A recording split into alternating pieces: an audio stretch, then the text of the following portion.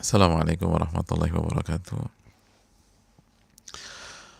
Alhamdulillah hamdan katsiran thayyiban mubarakan fi kama yuhibbu rabbuna wa yardah, wassalatu wassalamu ala nabiyyina Muhammadin wa ala alihi wa sahbihi wa man sara ala nahjihi bi ihsanin ila yaumidin wa ba'd. Saudaraku yang semoga Allah muliakan, tidak ada kata yang pantas untuk kita ucapkan pada kesempatan kali ini kecuali bersyukur kepada Allah atas segala nikmat dan karunia yang Allah berikan kepada kita, sebagaimana salawat dan salam semoga senantiasa tercurahkan kepada junjungan kita, Nabi kita Muhammadin sallallahu alaihi wasallam beserta para keluarga, para sahabat, dan orang-orang yang istiqomah berjalan di bawah naungan sunnah beliau sampai hari kiamat kelak. Hadirin yang Allah muliakan, sebuah kebahagiaan kita bisa kembali bersua pada kesempatan kali ini dalam rangka beribadah kepada Allah Subhanahu wa taala, dalam rangka meningkatkan iman dan ketakwaan kita, dalam rangka menunaikan kewajiban kita. Talabul ilmi faridatun ala kulli muslim. Itulah penuturan Rasul kita sallallahu alaihi wasallam, yang artinya menuntut ilmu hukumnya wajib bagi setiap muslim, baik laki-laki maupun wanita. Dalam hadis yang dikeluarkan Al-Imam Ibnu Majah, maka kita tahu sesuatu yang wajib adalah hal yang sangat dicintai oleh Allah Subhanahu wa taala. Wa ma taqarraba ilayya 'abdi bi syai'in ahabbu ilayya mimma aftaradtu 'alaih. Dan tidak ada amalan yang dikerjakan seorang hamba dalam rangka bertaqarrub kepada diriku yang lebih aku cintai dibanding hal-hal yang aku wajibkan atas dia. Maka mengisi waktu, apalagi di Ramadan, dengan menuntut ilmu adalah mengisi waktu dengan aktivitas yang sangat dan paling dicintai oleh Allah Subhanahu wa taala. Maka bersyukurlah kepada Allah Subhanahu wa taala yang memberikan kita kesempatan ini, sehingga semoga Ramadan kali ini benar-benar mengantarkan kita ke level ketakwaan kepada Allah Subhanahu wa taala. Sebagaimana salawat dan salam semoga senantiasa tercurahkan kepada junjungan kita, Nabi kita Rasulullah sallallahu alaihi wasallam beserta para keluarga, para sahabat, dan orang-orang yang istiqomah berjalan di bawah naungan sunnah beliau sampai hari kiamat kelak. Saudaraku yang semoga Allah muliakan, kita sedang bersama bab yang kedua yang diangkat oleh Al-Imam An-Nawawi rahimahullahu ta'ala, imam besar kita, salah satu ulama yang sangat karismatik dari mazhab Syafi'i secara khusus, dan salah satu imamnya umat Islam secara umum. Dengan kitab beliau yang sangat fenomenal, yaitu kitab Riyadhus Shalihin, tamannya orang-orang soleh. Dan saudaraku yang semoga Allah muliakan, kita berharap Allah memberikan taufik kepada kita pada saat kita istiqomah mengkaji kitab ini. Karena sekali lagi, ahabbul a'mali ilallah adwamuha wa inqal. Amalan yang paling Allah cinta itu yang paling kontinu, yang paling rutin, walaupun sedikit atau sebentar. Dan ulama kita punya kaidah, man thabata nabat. Barang siapa yang konsisten di satu titik, maka dialah yang akan tumbuh. Maka bersyukurlah kepada Allah Subhanahu wa taala yang memberikan kita taufik sehingga kita bisa bersama dengan Riyadhus Shalihin. Dan di bab kedua ini kita sudah jelaskan apa itu tobat. Mau tobat secara bahasa itu apa, hadirin? Kembali. Dan secara istilah, kembali kepada Allah kembali ke ketaatan kepada Allah dari kemaksiatan kepada Allah Subhanahu wa taala. Kembali dari maksiat ke ketaatan. Kembali dari kekufuran atau kesyirikan ke iman dan tauhid. Dan kita juga sudah jelaskan bahwa taubat itu level tertingginya adalah kembali dari kesyirikan dan kekufuran kepada iman dan tauhid kepada Allah Subhanahu wa taala. Lalu di level berikutnya kembali dari dosa besar kepada ketaatan. Lalu di level berikutnya kembali dari dosa-dosa kecil kepada ketaatan dan amal soleh lagi-lagi. Itulah 3 tingkatan taubat yang dijelaskan para ulama. Lalu kita juga jelaskan bahwa ternyata taubat itu hukumnya wajib. Wajib, bukan sunnah.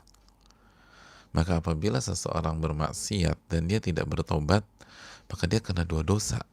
Dosa maksiat itu dan dosa dia tidak bertobat. Orang berzina terus dia nggak tobat, maka dia dapat dosa zina dan dia dapat dosa nggak tobat. Jadi keliru orang mengatakan, emangnya Allah masih mau terima gue jadi hambanya? Gue kan udah kotor. Justru kalau lo nggak kembali ke Allah, lo kena dosa lagi. Jadi saudaraku yang Allah muliakan, taubat itu hukumnya wajib. Jika dikerjakan dengan niat ikhlas dapat pahala. Kalau enggak, kena dosa lagi. Itu yang perlu kita camkan. Lalu kita telah jelaskan apakah semata-mata kembali kepada Allah. Kita lihat ada orang berubah gitu ya. Dulu tuh kerjanya mabok lah, suka hangout lah, atau melakukan kesyirikan. Tiba-tiba sekarang rajin ke masjid, lalu aktif di dunia dakwah dan seterusnya. Apakah 100% atau dipastikan tobatnya diterima? Oh, belum tentu. Ada syarat.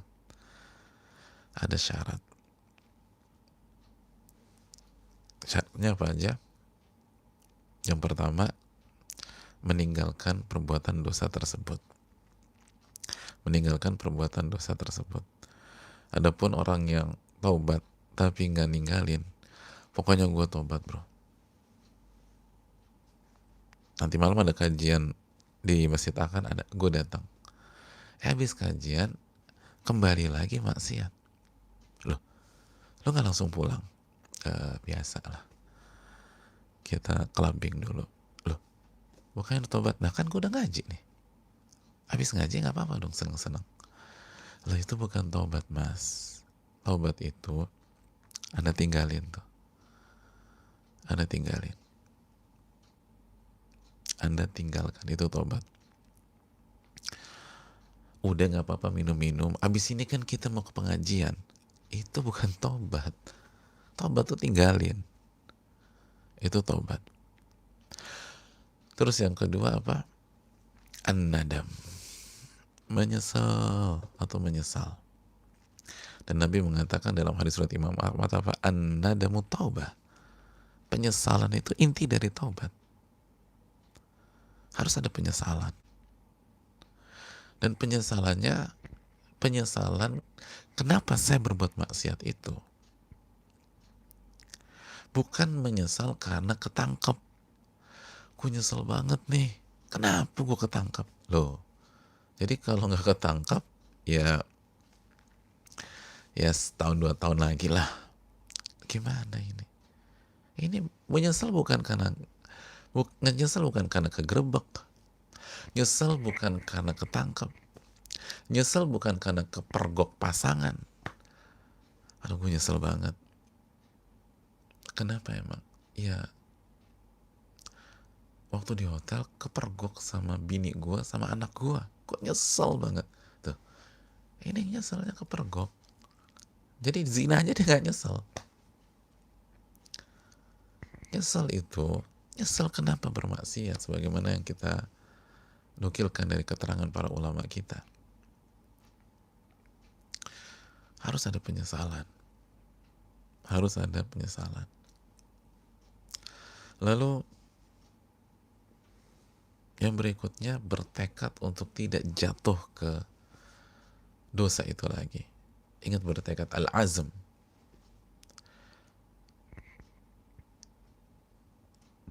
Adapun ketika sudah bertekad tapi 2 tahun kemudian, 3 tahun kemudian dia terjatuh ke dosa yang sama, tobatnya sah apa tidak? Tobatnya sah, dan dia harus tobat lagi untuk maksiat yang baru ini. Tapi tobat yang sebelumnya sah.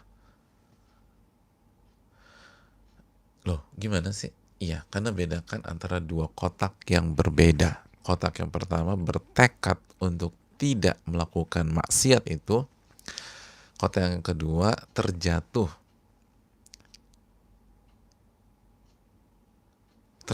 kembali. Padahal dia nggak ada, dia udah serius, aku harus tinggalin, aku harus berubah. Ya namanya manusia, seringkali kita khilaf. Kullu bani Adam khata' wa khairul khata'ina tawwabun. Nabi SAW bersabda, semua bani Adam itu banyak sekali melakukan kesalahan, dan sebaik-baik dari mereka yang paling banyak bertobat kepada Allah.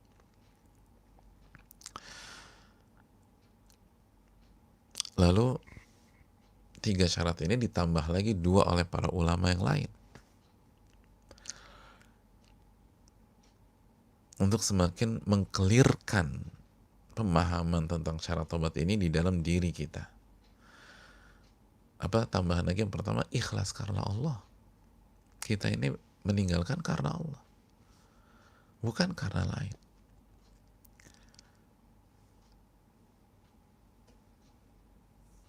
Mas, kalau boleh tahu kenapa sih Mas tinggalkan zina? Ya, aku tuh tinggalkan zina karena takut kena penyakit-penyakit mengerikan. Tuh. Jadi bukan karena Allah, tapi karena takut terkena penyakit mengerikan. Gue salut sama lo ninggalin drugs dan segala macam itu. Kalau boleh tahu kenapa? Alasan gue, biar gue punya masa depan, gue nih punya cita-cita, gue pengen sukses, gue pengen punya perusahaan. Oh, bukan karena Allah. Apa maksudnya? Jadi dia bukan karena Allah, karena masa depannya di dunia. Maka walaupun dia tinggalin, itu dosa nggak hilang tuh, kecuali Allah kasih rahmatnya. Dan jika itu bukan kesyirikan. Jadi kesannya udah ini, tapi ini belum dihilangin nih, belum dihapus. Itu yang perlu kita camkan, ikhlas. Jadi hanya karena Allah. Mungkin kita, jadi aku bisa kondisikan istriku misalnya, aku bisa kondisikan suamiku, aku bisa kondisikan anak-anak, dan aku punya kemampuan untuk menutup ini terus kalau aku mau lanjutkan. Tapi bukankah Allah Maha melihat? Bukankah Allah Maha mengetahui? Alam ya'lam bi annallaha yara. Tidakkah dia tahu Allah Maha mengetahuinya?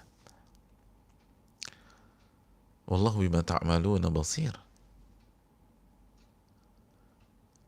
Allah kan Maha melihat. Saya harus berhenti. Ikhlas karena Allah Subhanahu wa taala. Lalu syarat yang terakhir apa? Sesuai dengan waktunya. Sesuai dengan waktunya. Artinya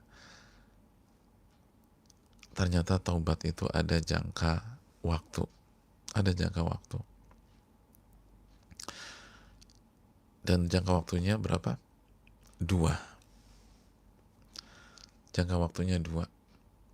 Yang pertama, secara personal. Setiap kita beda-beda. Kenapa? Karena waktu taubat setiap kita adalah ajal kita masing-masing, dalam arti ketika nyawa sudah di kerongkongan. Ketika kata para ulama, idza ayanal maut, jika maut sudah real di depan mata kita,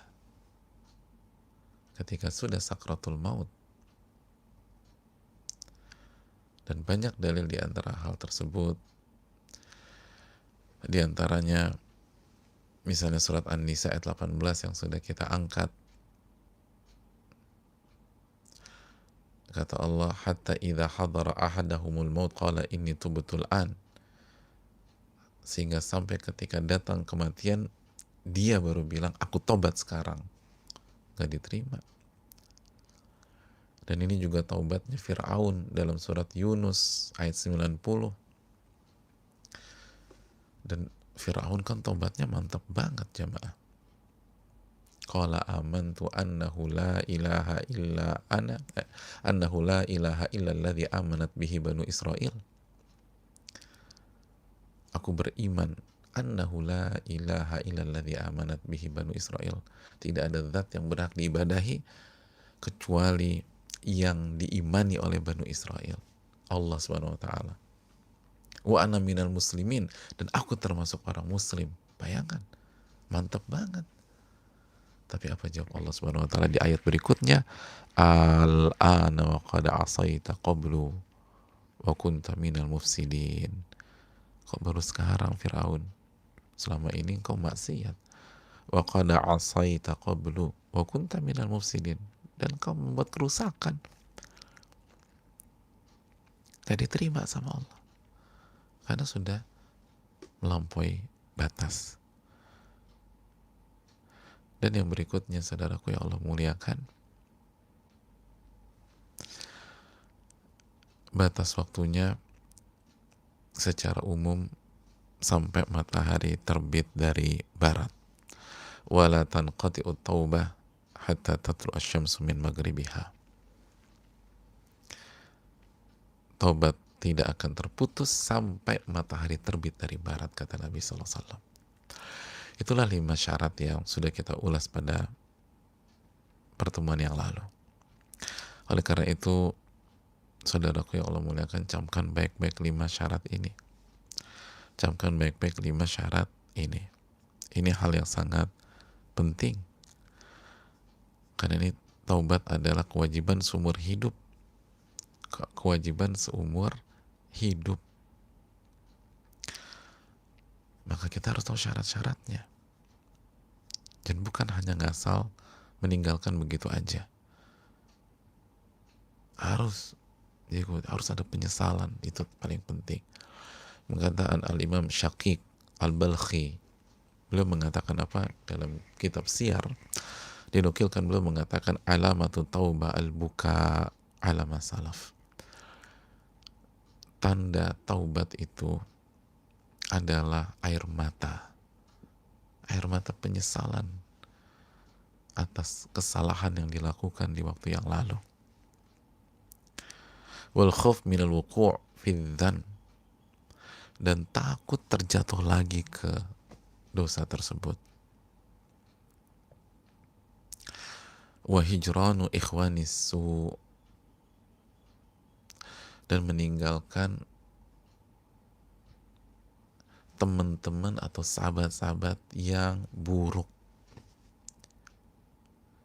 Itu harus tinggalin. Itu kata para ulama. Tinggalin sahabat-sahabat yang buruk. Teman-teman dekat yang kalau kita bareng ngarahinya kepada maksiat. Pembicaraannya maksiat. Negatif. Bangkai orang. Oh, bangkai orang, Ustaz. Maksudnya gibah. Kan Allah mengatakan itu gibah, bangkai, makan bangkai. Males-malesan. Ngajak minum minuman keras. Itu jangan dekat-dekat dengan orang seperti itu. Kalau mau taubatnya diterima. Pokoknya jauhi. Pokoknya orang ini arahnya kok ke dunia terus dan maksiat, terus dia ngejelek-jelekin A, jelek-jelekin B, jelek-jelekin C. Saya kalau sama dia nggak ada ingat sama Allah Subhanahu wa taala. Yang ada kepoin orang terus aja. Yang ada ngeliat aib orang. Itu pun kalau benar. Kalau salah fitnah. Yang ada ngomongin perempuan aja.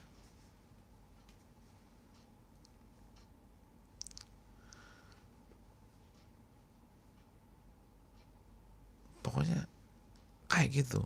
Itu tinggalkan. Teman-teman yang buruk, itu kata Allah, kalau mau tobat yang benar tinggalin itu. Terus yang terakhir, wa mulazamatul akhyar, dan senantiasa mendampingi orang-orang baik. Mulazamah, bukan hanya sekedar kenal, mulazamah, hidup berdampingan, mendampingi orang-orang baik. Mulazamatul akhyar, itu kalau mau tobat mau diterima. Oleh karena itu, saudaraku yang Allah muliakan, dan ini penekanan dari syarat di atas. Ya kalau mau tidak terjatuh lagi atau memperjuangkan agar nggak jatuh lagi, ya ganti persahabatan. Kalau memang sahabat sebelumnya, ajakinya ke negatif, ke negatif, ke negatif, ke maksiat, ke maksiat, ke maksiat. Itu poin. Bi'ah itu penting. Nanti kita jelaskan lebih lanjut. Nah, saudaraku yang Allah muliakan, selesai sampai di sini? Belum. Al-Imam An-Nawawi rahimahullahu ta'ala, semoga Allah merahmati beliau, orang tua beliau, orang-orang yang beliau cintai, dan seluruh umat Islam, itu menyatakan, wa in kanatil ma'siyatu tata'allaku bi adami fasyurutuha arba'atun. Dan apabila maksiatnya berkaitan dengan manusia, maka syaratnya 4. Tenang dulu, fokus dulu. Hadhihi thalatha wa an yabra' min haqqi sahibiha. 3 syarat yang sudah kita bahas. Kan Imam Nawawi menyebutkan 3 ya. 2 tadi, 2-nya lagi tambahan. Jadi biar nggak pusing. Poinnya gini. Syarat-syarat yang sebelumnya plus 1. Nah, itu lebih enak. Jadi kalau kita punya kesalahan sama orang lain, maka taubatnya adalah penuhi syarat-syarat di atas yang sudah kita bahas, lalu ditambah lagi 1 syarat. Ditambah lagi 1 syarat.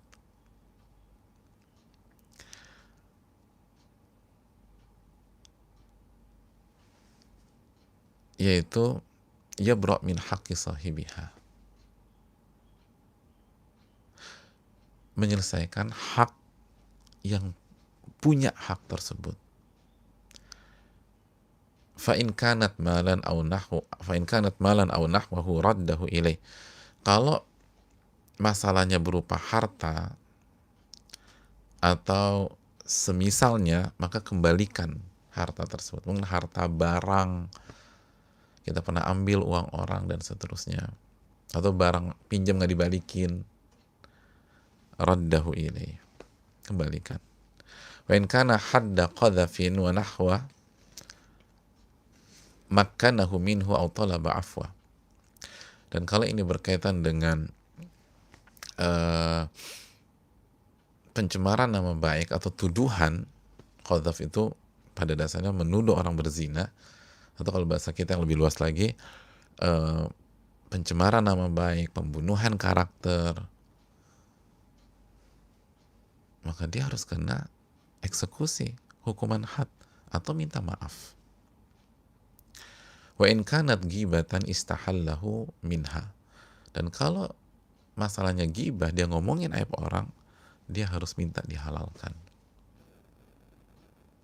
Dia harus minta dihalalkan. Nah, saudaraku yang Allah muliakan, mari kita bahas lebih dalam lagi biar kita semakin mengerti apa yang dimaksudkan Al-Imam Nawawi. Jadi yang disampaikan Imam Nawawi adalah keterangan mayoritas para ulama. Keterangan mayoritas para ulama. Jadi keterangan di atas yang simpel itu keterangan mayoritas para ulama. Kalau kita mau lebih luaskan lagi, maka catat baik-baik masalah yang berkaitan dengan hak orang atau maksiat yang berkaitan dengan hak orang itu kita bisa bagi menjadi dua. Kita bisa bagi menjadi dua. Yang pertama, madiyah. Hak itu berupa fisik, seperti barang, uang, dan lain-lain.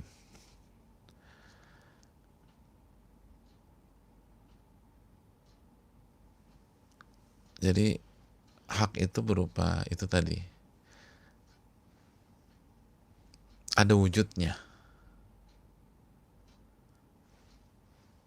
bentuknya fisik atau yang semakna dengan fisik, atau fisik atau yang semisal, seperti uang, barang, hutang, rumah, dan lain-lain lah gitu loh. Contohnya apa? Itu tadi, kita ambil uang orang, utang gak dibayar, penipuan, kita pernah jambret tas orang, nyolong sendal di masjid, bawa kabur atau ngambil tas ketika jamaah ibu-ibu lagi sujud misalnya, begal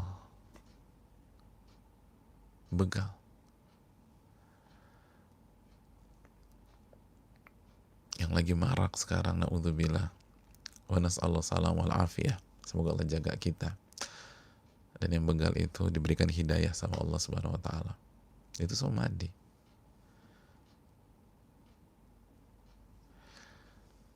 Lalu macam-macam, korupsi, itu madi. Ambil uang negara, ambil uang rakyat,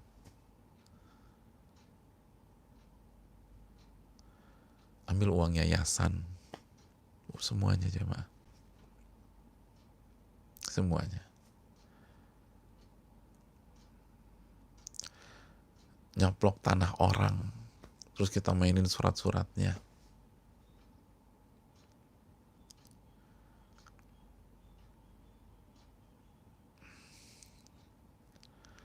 Jadi hadirin yang Allah muliakan, nyakitin orang secara fisik, mukul,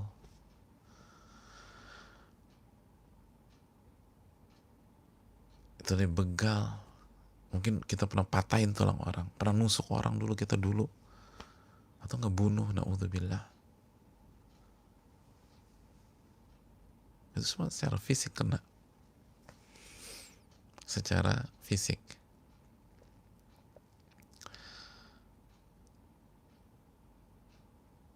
Mark up sehingga orang harus bayar lebih, padahal dia nggak harus bayar segitu. Maka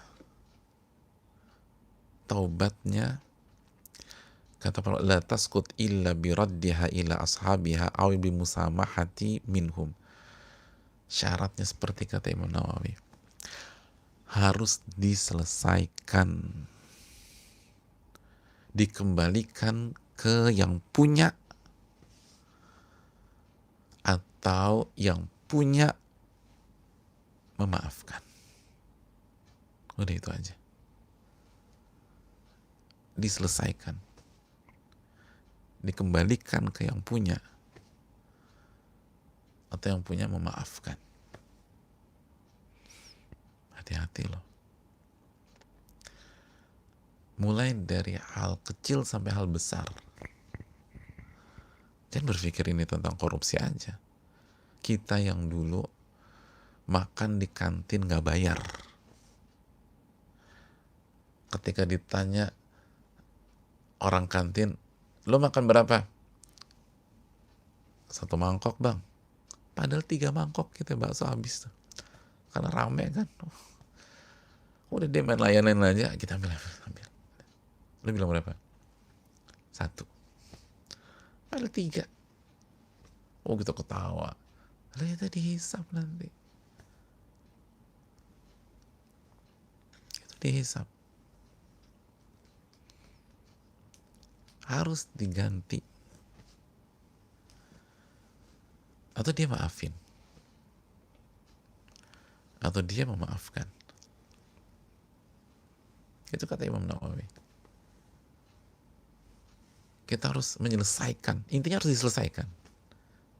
Itu kan kata Imam Nawawi, harus diselesaikan. Nggak ada, insya Allah, Anda kan udah tobat. Anda udah umrah. Anda udah sujud depan Ka'bah. Minta sama Allah. Enggak. Anda harus selesaikan. Kita harus selesaikan. Tidak bisa sesimpel itu jamaah. Gak bisa sesimpel itu.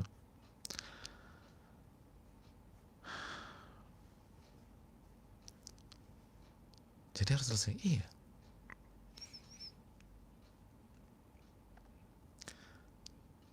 Saya pernah kedatangan jamaah. Setelah kita bahas masalah tobat ini, beliau datang sedih banget. Dan beliau meneteskan air mata. Terus nanya secara global, gimana saya pernah ngambil uang orang nih? Saya bilang, kata para ulama dikembalikan Pak. Gak bisa Ustaz. Coba dulu, berusaha. Gak bisa. Emangnya apa sih? Ternyata beliau tuh punya pom bensin. Dan selama waktu yang cukup lama, itu dimainin. Terus gimana kembaliinnya? Gimana cara ngembaliinnya tuh?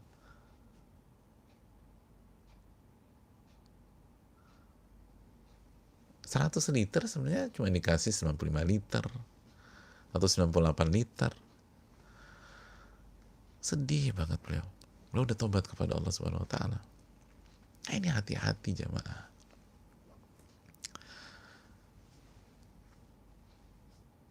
Dalilnya adalah hadis Nabi sallallahu alaihi wasallam, hadis Bukhari.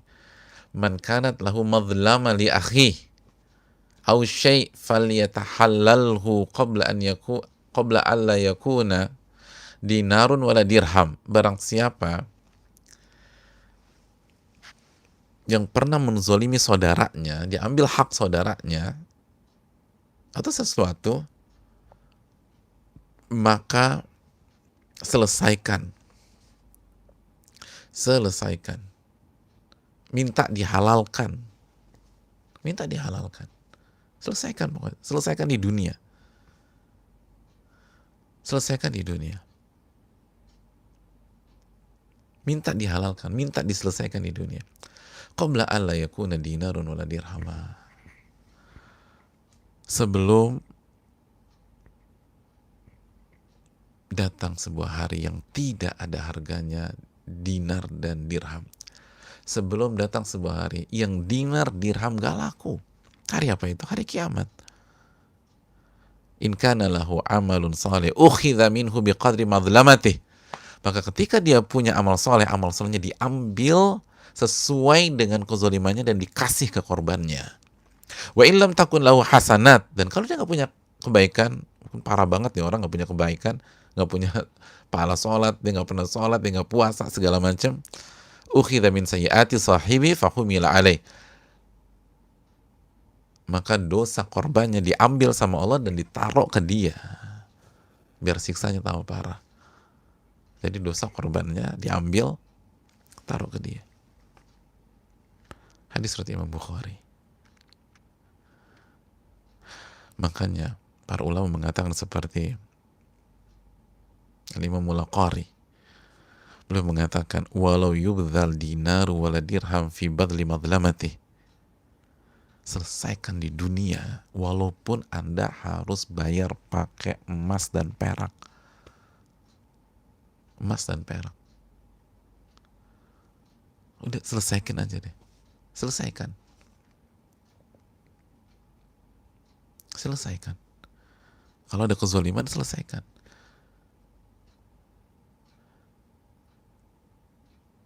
Kita mungkin pernah pukul orang segala macam. Dia bilang enggak, saya nggak maafkan. Kasih 1 juta. Udah, kasih 1 juta. Lianna akhdha dinar wa dirham al-yawm ala tahallul ahwan min akhdhil hasanat wa wad'i sayiat ala taqdiri adami tahallul.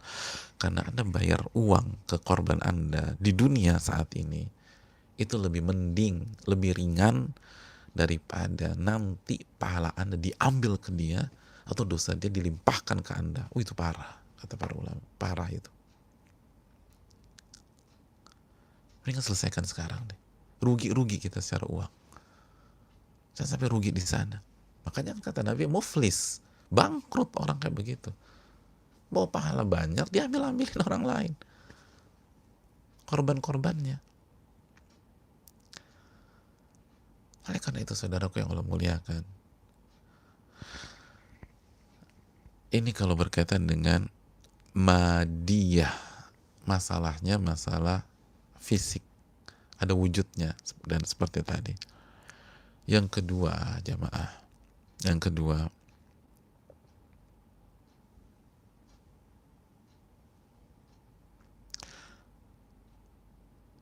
maknawi.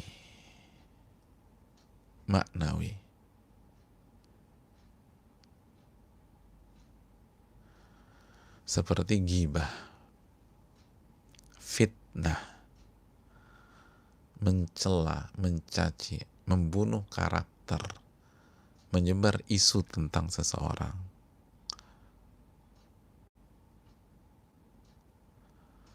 ngomongin orang, ngejelek-jelekin orang. Bagaimana cara tobatnya? Hadirin yang Allah muliakan,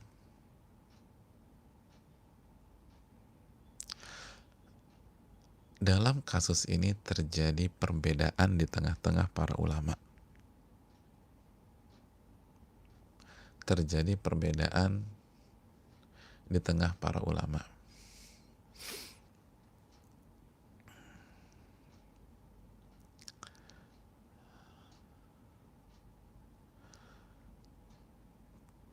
Pendapat pertama, pendapat mayoritas para ulama.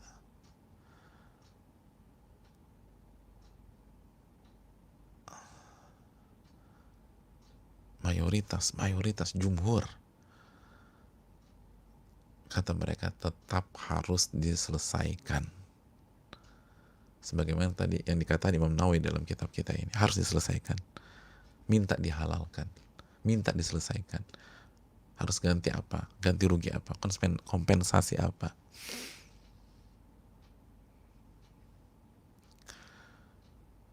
Makanya sebagian para ulama itu tadi seperti Al-Imam Mulaqari atau Syekh Utsaimin, kalau kita gibahin orang terus dia nggak maafin kita, kecuali dia bilang kasih saya 5 juta, kalau nggak saya nggak maafin. Misalnya contoh angka 5 juta, nebak-nebak aja, pokoknya dia minta sejumlah uang, kasih dia 5 juta daripada selesainya di akhirat.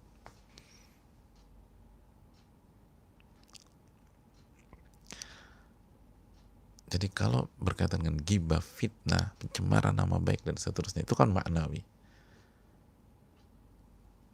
Maka penyelesaiannya sama, kata mayoritas para ulama.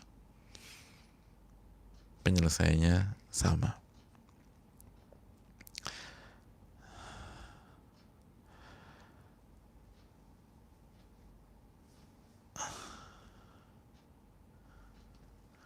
Hadirin,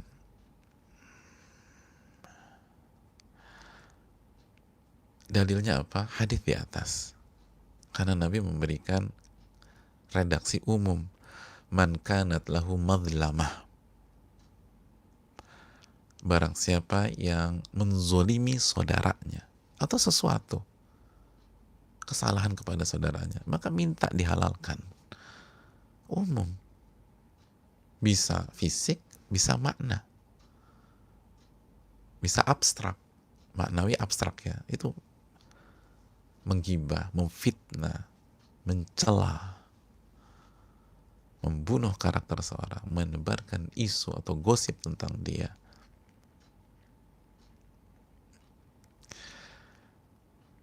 Jadi hadisnya umum, harus selesaikan. Harus diselesaikan. Dan itu tadi kata Al-Imam Mulaqari, kalau harus diselesaikan dengan uang, kompensasinya bayar uang.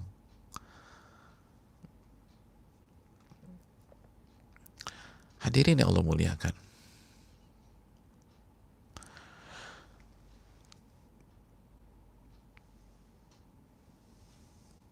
Dan itulah pandangan para ulama mayoritas seperti mazhab Hanafiyah, Malikiyah, Syafi'iyah, dan salah satu riwayat dari Imam Ahmad.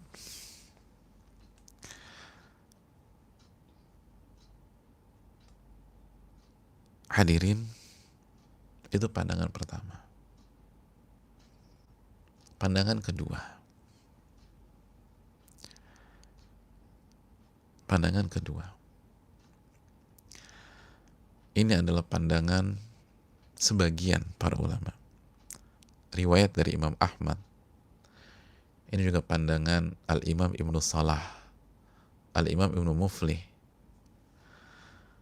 dan juga ada ucapan dari Al-Imam Ibnu Mubarak, Hudzaifah radhiyallahu ta'ala an. Mereka menyatakan, la yushtaratul i'lam bima nal min irdihi wa qadfihi wa iqtiyabih.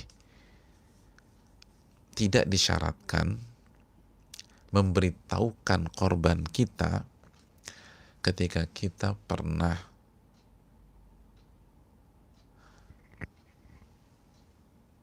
menjatuhkan kehormatannya, kita pernah menggibahinya, pernah memfitnahnya, atau pernah mencelanya.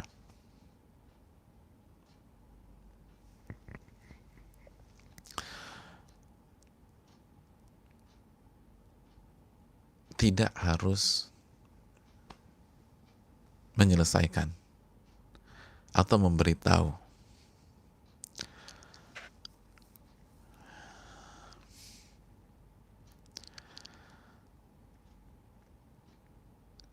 Kenapa demikian?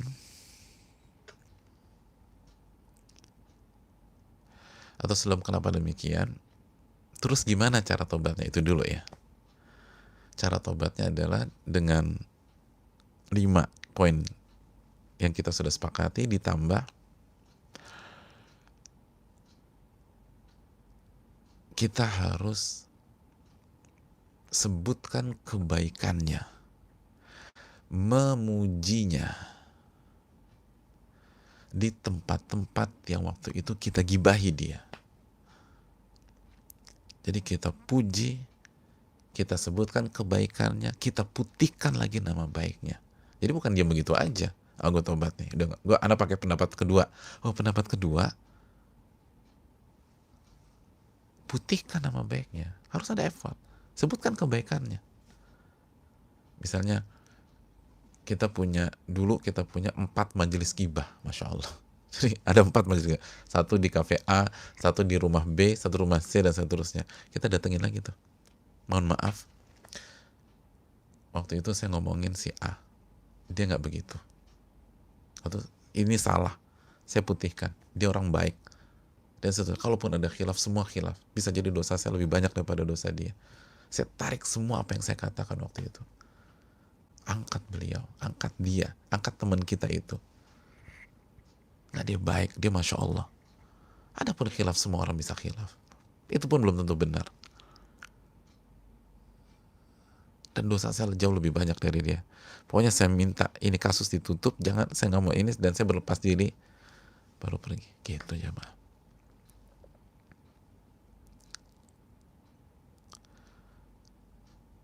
Bukan diam aja, Anda udah jelek-jelekin dia, Anda harus bicara,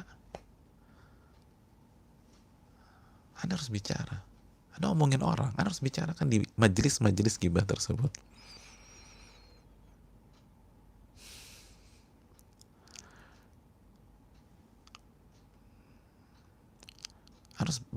sampaikan kebaikannya. Sampaikan kebaikannya. Itu yang dijelaskan para ulama. Seperti yang dijelaskan Al-Imam Ibnul Qayyim.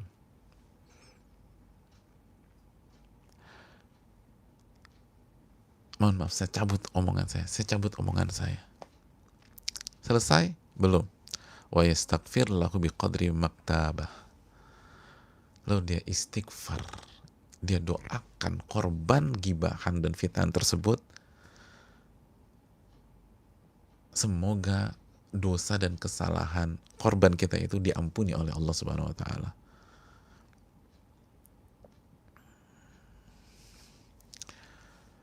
Diampuni oleh Allah Subhanahu wa taala.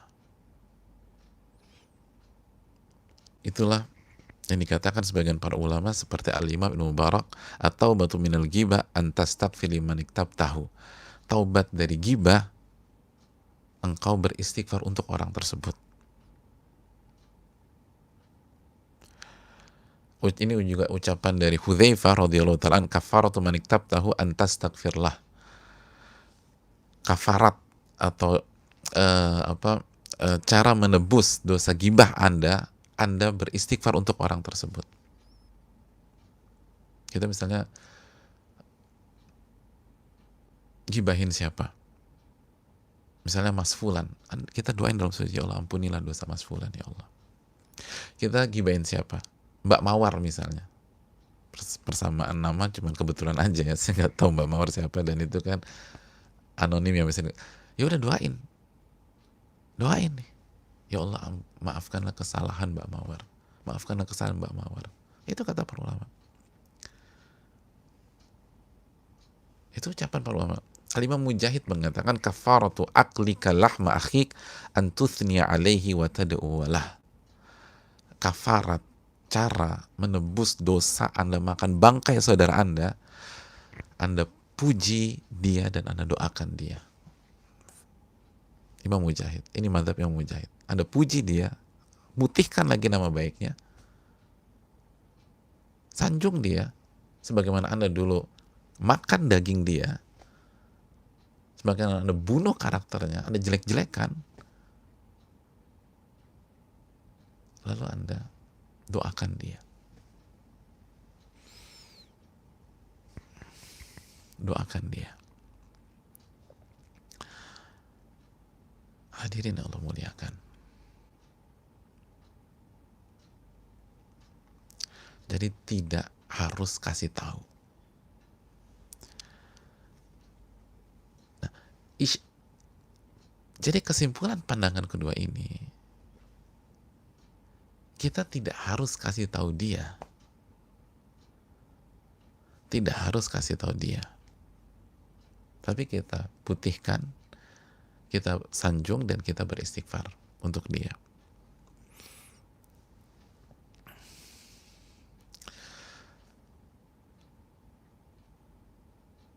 Kok beda? Kenapa kalau masalah fisik, masalah uang, kita harus selesaikan? Tapi kalau ini, bisa nggak kasih tahu dia? Dijelaskan para ulama. Seperti dijelaskan Al-Imam Ibnul Qayyim, Al-Imam Ibnu Muflih, dan para ulama yang lain. Karena memang ada perbedaan. Kenapa kita nggak samakan? Karena ada perbedaan. Kata mereka, pendapat yang kedua ini. Yang pertama, kalau masalahnya uang atau fisik, lalu kita selesaikan, kita kembalikan, maka si korban dapat manfaat. Korbannya dapat manfaat. Korbannya dapat manfaat karena diselesaikan. Kita bicara, saya waktu itu ngambil uang Anda, nih saya minta maaf, saya kembalikan. Saya dulu tuh khilaf, saya caplok tanah Anda, sekarang saya balikan. Dapat manfaat.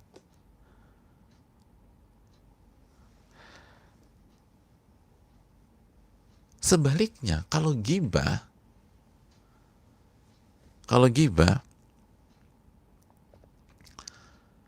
dan fitnah, begitu kita sampaikan, kita buka, maka seringkali justru mudarat. Awalnya orang santai, jadi mudarat. Oh jadi Anda yang fitnah saya selama ini. Oh jadi Anda yang ngomongin saya selama ini.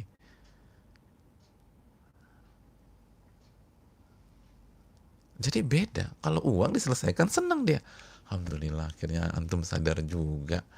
Ini tanah saya 4 hektar diambil antum. Dulu kan antum yang hebat, kamu yang berkuasa, saya nggak bisa apa-apa. Alhamdulillah sadar. Ya, apa-apa. Tapi kalau ghibah atau fitnah, kita buka, mohon maaf, selama 15 tahun saya yang jelek-jelekan Anda. Oh jadi Anda yang jelek-jelekan saya selama ini. Ini hancur semua karakter saya. Hancur. Saya nggak dapat kepercayaan. Ini gara-gara Anda.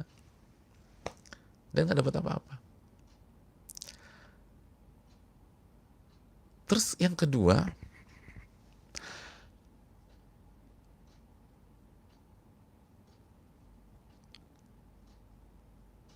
kalau fisik ketika diselesaikan dan di-clearkan, itu seringkali jadi baik, jadi solid. Tapi kalau ghibah dibuka, jadi marah, jadi musuh, jadi dendam, dan tidak bisa memaafkan.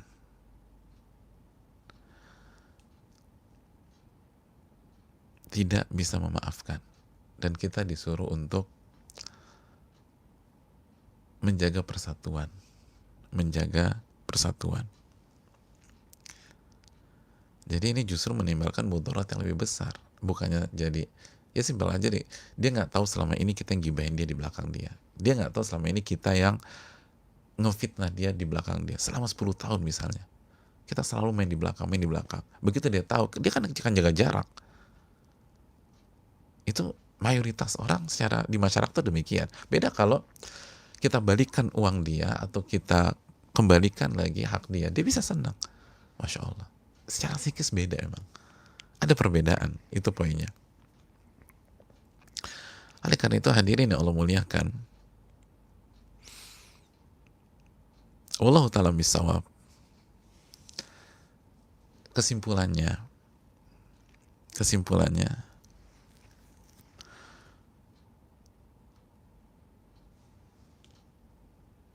apakah harus diselesaikan atau tidak? Maka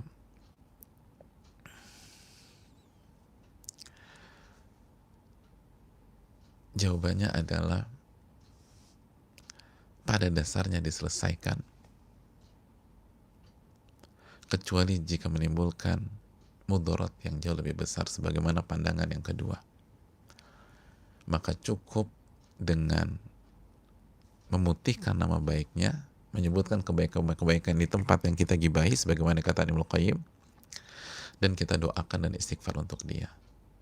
Dan kesimpulan ini dengan catatan dia tidak tahu selama ini kita yang gibahin dia. Tapi kalau kita tahu, ya keterangan para ulama ini clear, kita harus selesaikan sama dia. Kalau dia tahu, oh sama ini dia tahu kita yang ngomongin, yang ngancurin segala macam, ya harus diselesaikan. Makanya kan tadi kan keterangan Ibnu Mufli, Ibnu Qayyim dan lain sebagainya. Kenapa sih dibedakan? Kalau disampaikan itu bisa justru kontraproduktif. Karena yang awalnya dia rasa kita baik-baik aja, ternyata kita nusuk dia dari belakang. Dan sekarang kita udah tobat, kita nggak pernah main begitu lagi. Ya udah, nggak usah dikasih tahu, kata mereka. Kata pendapat yang kedua ini, itu juga Anda udah berubah. Itu hanya membuat masalah yang sudah hilang, itu polanya. Itu hanya membuat masalah yang sekarang udah nggak ada. Kan itu perbuatan Anda sebelum-sebelumnya, sekarang udah nggak ada. Dengan Anda kasih tahu, Anda jadi berantem sama dia untuk sebuah masalah yang sekarang udah nggak ada. Ya udah, nggak usah dikasih tahu, tapi putihkan namanya, tetap putihkan namanya. Sebagaimana keterangan Al-Imam Mujahid, putihkan namanya, puji dia, dan yang kedua doakan dan istighfar untuk dia. Tapi kalau dia tahu, Ya semua ilat yang atau semua alasan disampaikan Imam Mufli, disampaikan Ibnu Qayyim, disampaikan para ulama yang lain, ya yang bukan ke sana poinnya. Kalau dia tahu, maka kita harus selesaikan. Kembali ke hukum asal, selesaikan. Karena tidak kasih tahu jika menimbulkan, dikhawatirkan mudarat yang lebih besar. Dan inilah keterangan Al-Imam Ibnu Hajar Al-Haytami dalam Al-Fatawa Al-Kubra. Beliau mengatakan, wa ammal al-irad fa in iktabtahu aw syatamtahu abuhtahu fahaqquka an tajid nafsaka baina yaday man fa'alta dzalika indah wa in istahalla min sahibi. Apabila adapun yang berkaitan dengan kehormatan, kata beliau, jika engkau menggibahinya, mencelanya, engkau memfitnahnya,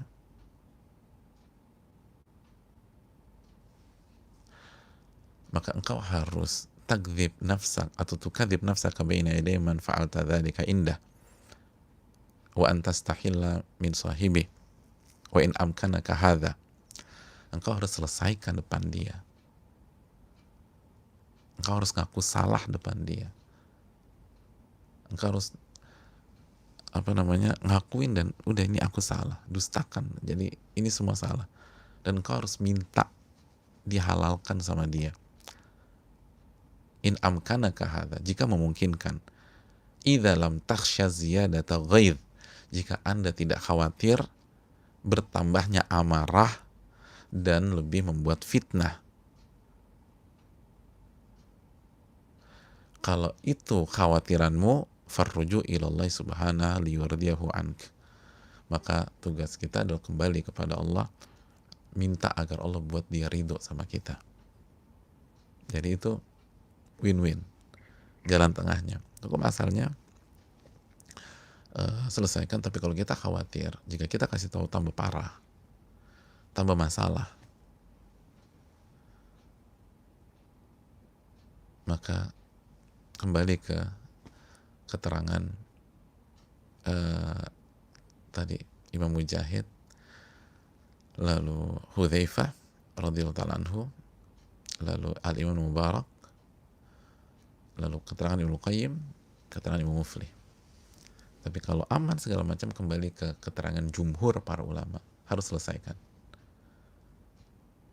Sekali lagi kesimpulannya, jika ini berkaitan dengan yang abstrak, gibah, fitnah dan lain sebagainya, hukum asalnya diselesaikan sebagaimana hadis Bukhari. Tapi kalau dengan diselesaikan, dengan diberitahu, karena dia nggak tahu nih, dengan diberitahu akhirnya mudaratnya lebih besar, lebih membuat permusuhan lebih rame lagi, padahal kita juga udah meninggalkan pola itu. Maka tadi kata Ibnu Hajar Al-Haytami, kembali kepada Allah, putihkan, kata Ibnu Qayyim, sebutkan kebaikan dia di tempat-tempat kita gibahi, lalu doakan dia dan minta agar dia ridho sama kita. Itu keterangan dari para ulama dengan keterbatasan ilmu saya. Dan kalau dia tahu dan dia sakit hati, ya berarti harus selesaikan, itu poinnya. Ini kan sekali lagi dikhawatirkan memberikan mudarat karena dia nggak tahu sebelumnya. Kalau dia tahu, sekali lagi, maka jelas harus diselesaikan. Dan kesimpulannya, jamaah sekalian, punya masalah, dosa atau maksiat dengan orang itu fatal, itu panjang. Kenapa kita bahas panjang banget kan ini? Makanya hadirin, para ulama wanti-wanti, jangan buat masalah sama manusia. Kalau buat masalah sama Allah, sebesar apapun dosa Anda tinggal nyesel, nangis, selesai masalah. Tapi kalau berkaitan sama orang, panjang jamaah, panjang, harus selesaikan. Belum lagi kalau orangnya baperan segala macam. Ini kayak gibah aja. Para ulama bilang, yang mengatakan tidak perlu menyelesaikan kan nggak gampang juga. Kita harus klarifikasi di majelis-majelis ghibah kita. Nggak simpel. Lalu kita doakan dia. Doakan oke, tapi klarifikasi, putihkan puji dan seterusnya. Subhanallah. Dan kalau dia tahu, kita harus selesaikan dengan dia.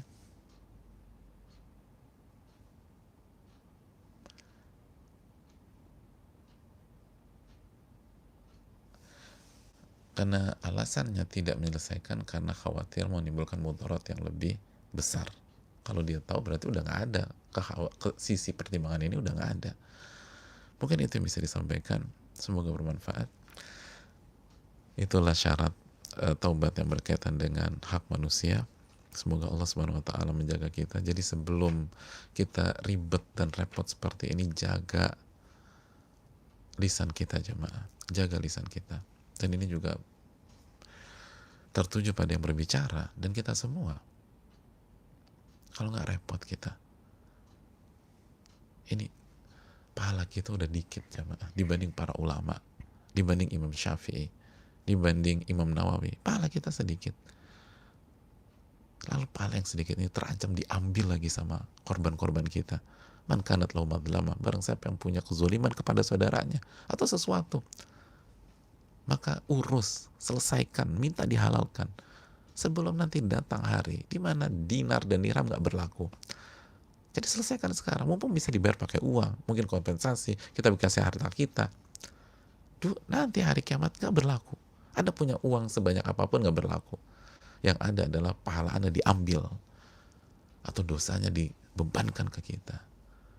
Ya Allah, dosa kita, pahala kita diambil. Pahala kita diambil. Pahala kita diambil. Yang sedikit ini, yang belum tentu diterima ini. Oke, kita sholat. Berapa sholat yang diterima oleh Allah Subhanahu wa taala? Kita nggak tahu. Kita nggak tahu. Maka hati-hati. Jaga lisan. Jangan ambil uang orang juga. Jangan zolimi orang. Makanya kan dalam hadis-hadis tentang fitnah, Nabi kan mengatakan lebih baik terzolimi daripada menzolimi orang. Karena kalau kita terzolimi aman, udah di akhirat aman. Tapi kalau kita zolimi orang, aduh fatal.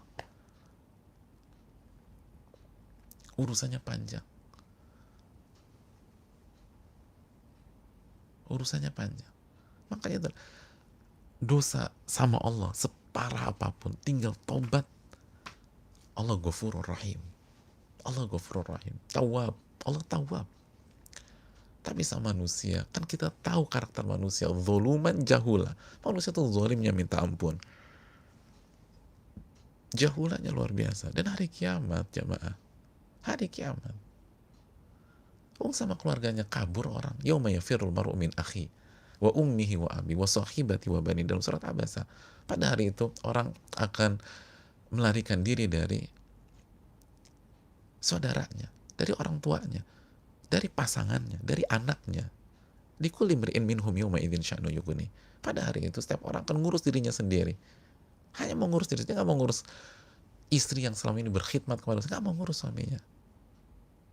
Urus diri sendiri.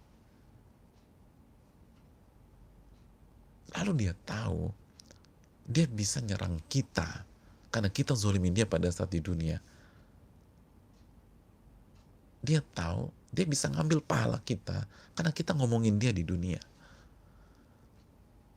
Karena Allah buka semuanya.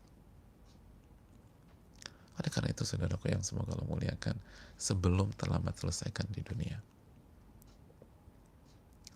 Dan ini memberikan PR, jangan punya urusan dengan manusia. Mendingan kita kalau harus milih, kita minta selamat, tapi harus mendingan dizolimi daripada menzolimi.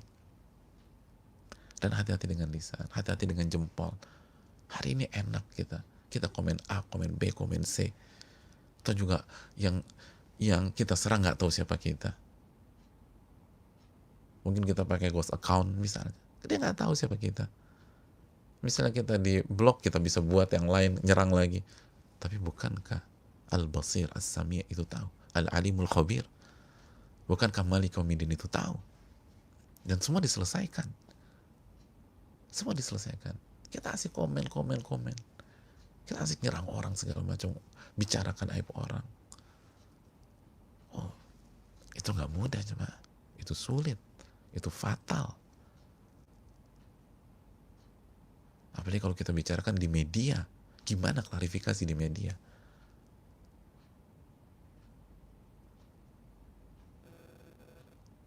Kalau kita punya majelis gibah yang enak, saya enak ininya. Oh, gue cuma ngomongin sama si A, si B, si C. Udah kita klarifikasi. Tapi kalau di media gimana klarifikasinya?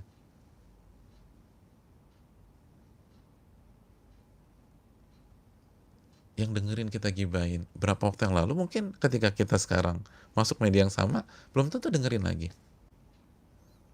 Belum tentu dia yang baca. Bisa ada orang lain. Jadi jamaah yang Allah muliakan, jaga, jaga. Itulah seorang mukmin. Man kana yu'minu billahi wal yawmil akhir falyaqul khairan aw liyasmut. Barang siapa yang beriman kepada Allah dan hari akhir, ini akan dihisap hari akhir.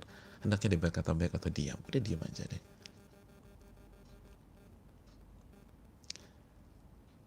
Dan gak usah malu minta maaf, gak usah malu klarifikasi. Kalau memang salah, udah sampai. Daripada selesainya di akhirat. Mungkin itu yang bisa disampaikan. Semoga ini bermanfaat bagi saya dan kita semua. Saya rasa cukup karena waktu sudah habis. Wassalamualaikum warahmatullahi wabarakatuh wa ala alihi wa sahbihi ajma'in. Subhanakallahumma wa bihamdika asyhadu an la ilaha illa anta astaghfiruka wa atubu ilaik. Assalamualaikum warahmatullahi wabarakatuh.